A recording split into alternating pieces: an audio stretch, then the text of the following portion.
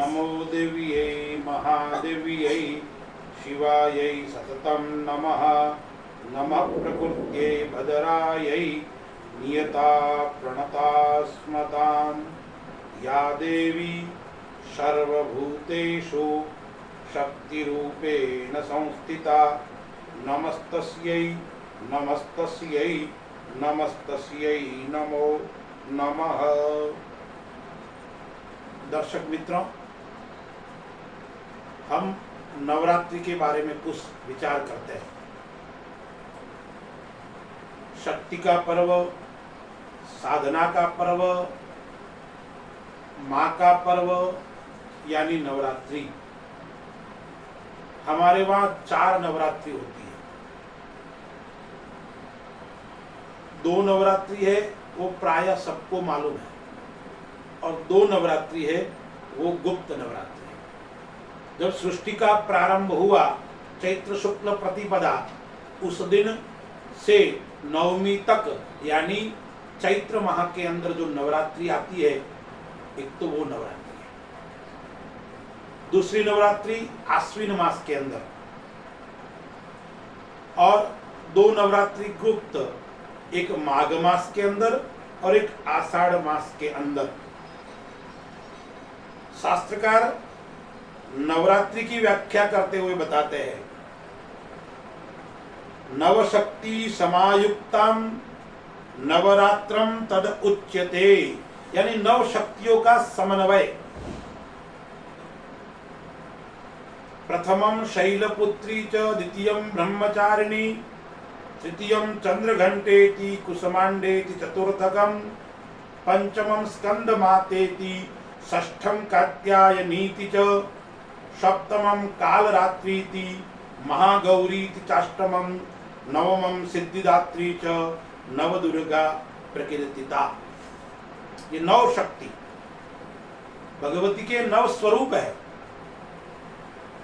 प्रथमम शैलपुत्री, द्वितीयम ब्रह्मचारिणी, तृतीयम चंद्रघंटेति, कुसुमांडेति चौथी शक्ति, पंचमम स्कंदमातेति, स्कंदमातेति 5वीं शक्ति, षष्ठम कात्यायनीति च, सप्तमम कालरात्रि।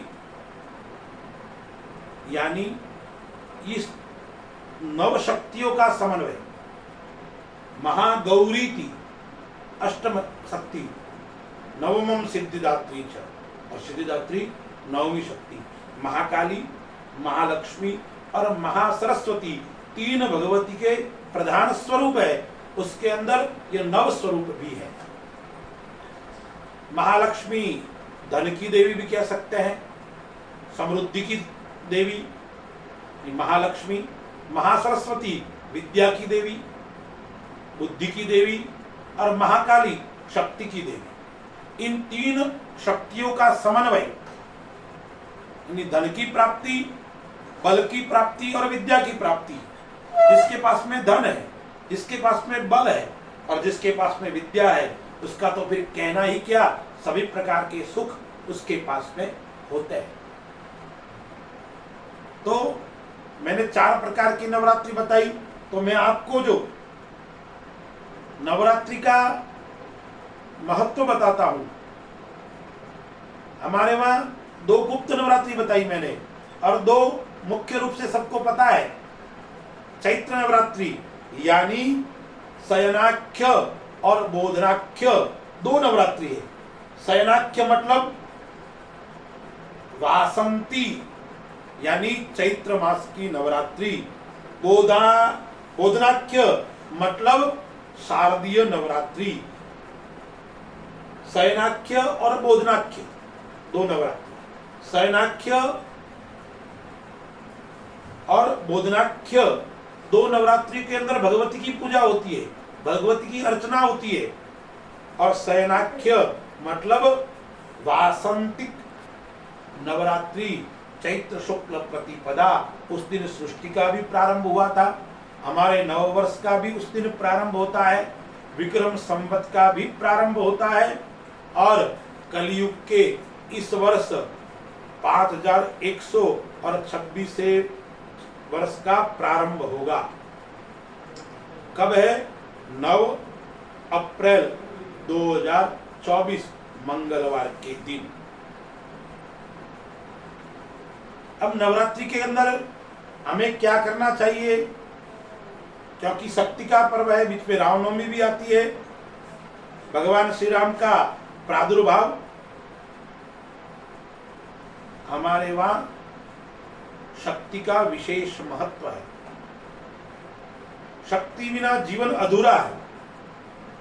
शिव और शक्ति से सृष्टि का आरंभ भी होता है, यानी पुरुष और महिला से।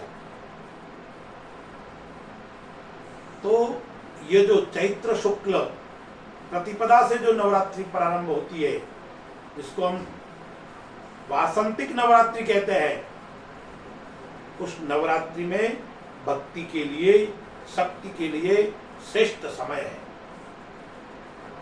9 दिन तक हमें माता की भक्ति करनी चाहिए।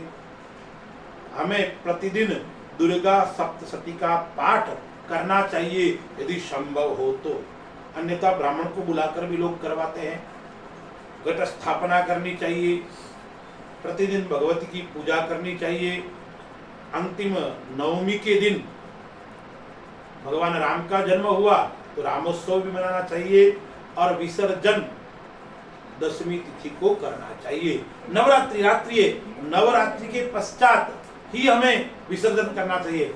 आजकल लोग 9वें दिन में ही विसर्जन कर लेते हैं, वस्तुतः वह गलत है। यानी नवरात्रि 9 रात्रि पूर्ण होती है, तब जाकर 10वें दिन पूर्णाहुति करनी चाहिए। यदि हम व्रत आदि भी करते हैं तो 9 दिन तक हमें व्रत करना चाहिए। यदि आपको आता है तो नवान्न मंत्र का भी जाप कर सकते हैं 9 दिन तक। कोई 1.25 लाख भी कर सकता है, 11,000 भी कर सकता है, 51,000 भी कर सकता है। यानी आप निश्चित संख्या में संकल्प लेकर कोई जप आदि करोगे, लाल आसन के ऊपर बैठकर, माता जी के सामने बैठकर, सुंदर माता जी को पुष्प आदि अर्पण करके आप नवान्न मंत्र का भी जाप कर सकता है। ओम ऐं ह्रीं क्लीं चामुंडायै विच्चे, यह नवार्ण मंत्र है। या आपको माता जी का युग स्तोत्र आता है, सिद्ध कुंजिका स्तोत्र आता हो, दिव्या कवच स्तोत्र आता हो, अरगला, कीलक, या माता जी के भिन्न भिन्न हजारों स्तोत्र है। भगवती माता जी के 1000 नाम भी है, अष्टोत्तर शत 108 नाम भी है, 32 नामावली भी है। इस प्रकार से आपको इस नवरात्रि का पूजन करना चाहिए। मैंने नवरात्रि का महत्व आपको बताया। अस्तु, जय श्री राम।